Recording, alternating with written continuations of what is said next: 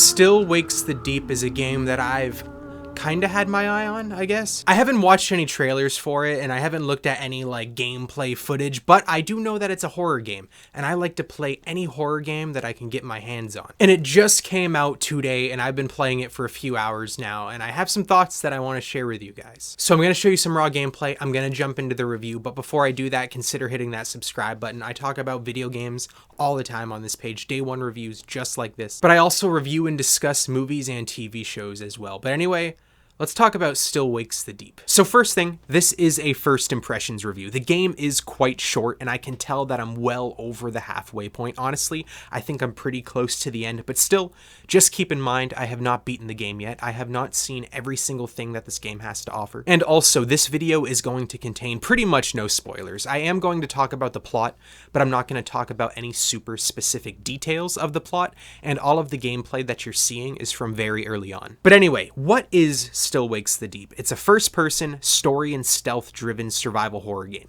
It's one of those horror games that are a dime a dozen these days, the ones that can arguably be called a walking simulator, that have no combat at all and very few actual gameplay mechanics. And full transparency here, like I said, I love horror games, and horror games like this I always give a fair chance, but they rarely ever successfully pull me in. Stealth horror games with no combat is a subgenre that no matter how hard I try, and I try pretty hard, I rarely genuinely find myself liking them. But with that being said, Still Wakes the Deep is one of the rare exceptions. I'm having a lot of fun with this game, and I think the main reason for that is the story, the setting, and the characters. Still Wakes the Deep takes place on an isolated oil rig in the North Sea, and very early on in the game, something catastrophic happens. The oil rig drills into something unknown, and all hell just starts breaking loose. There's a couple explosions, some of the lifeboats get destroyed, but more notably, these weird alien-like tentacles start overtaking the oil rig, and some of your crewmates start to succumb to God knows what, and being turned into these weird, grotesque monster-like creatures. It's a plot straight out of a 1980s horror movie, and I absolutely love that. I'm sure this comparison has been said a million times now, but it's basically John Carpenter's The Thing, but on an oil rig instead. And I know not all games in this subgenre are like this, but most of the ones that I have played are super self-serious, usually involving a deeply psychological plot with a main character that's usually going through some serious mental health shit. And the setting is usually like the woods or an asylum or something we've seen a million times. And I'm not saying that that stuff is bad and that it can't be good, but it hardly feels fresh, it hardly innovates, but this game takes that basic gameplay formula and it just makes it feel like it has a whole new flavor to it. Not only with the plot and the setting, but also with the main character. You play as an electrician who works on the oil rig named Kaz, and I found him to be super refreshing as a main character. Again, he's not some self-righteous journalist or some tormented soul working through his personal demons. He's just an oil rig worker, and he talks and he acts like one. And again, I'm not saying those other types of characters are bad, I just really liked this change of pace. But now let's talk about the gameplay. When it comes to gameplay in Still Wakes the Deep, there's not that much to it, if I'm being honest with you. Like I said, there's no combat at all. Most of what you do in this game will be walking around hallways, some very light but narratively effective platforming, and the occasional stealth section when you're trying to avoid enemies.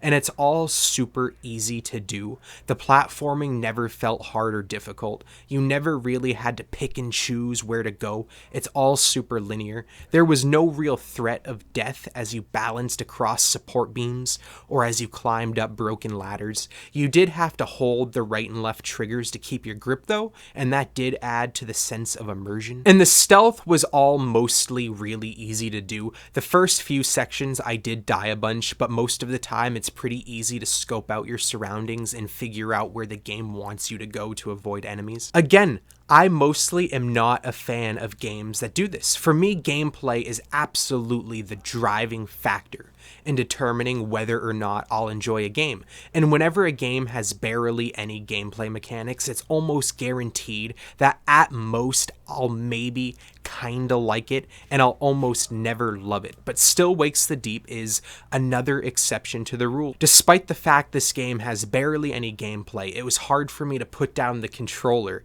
to come and record this review. The tone was a lot more fun than most other games like this. There's more bright colors, and the pacing of gameplay just made the time fly by. However, I do acknowledge that most people will probably want something more from the gameplay here, because most games in this subgenre have some sort of unique, engaging gameplay mechanic. For example, obviously Outlast has your camcorder, where you can't really see without it and you need to manage the batteries, or how Amnesia the Bunker has you maintaining light sources with gas cans and generators. This game doesn't really have that sort of unique feature to it. There's no main gameplay mechanic like that where the rest of the gameplay is tied to it. But I guess that can lead me to more of the negative thoughts that I have with Still Wakes the Deep.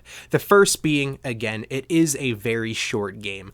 I usually buy all of my games physically and for the PlayStation 5, but I just had a gut feeling that the asking price of $35 was going to be far too much for this game, and it is. I think this game should be $20 to $25 max. Luckily, it is on Xbox Game Pass though, and I subbed for just $10.99 in order to play this, but I still want a physical copy for the PlayStation 5 eventually for my collection.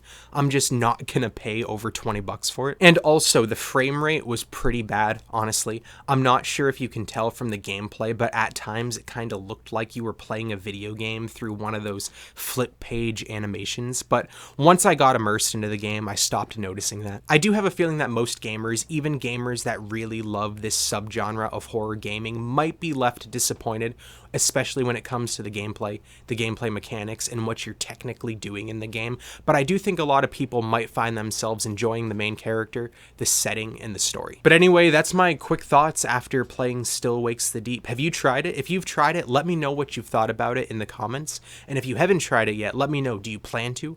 Are you going to play it eventually, or are you going to ignore it completely? And if you're going to ignore it, let me know why you're going to ignore it. But anyway, once again, consider subscribing if you haven't already, and thank you for watching, especially if you watched this far. I want help.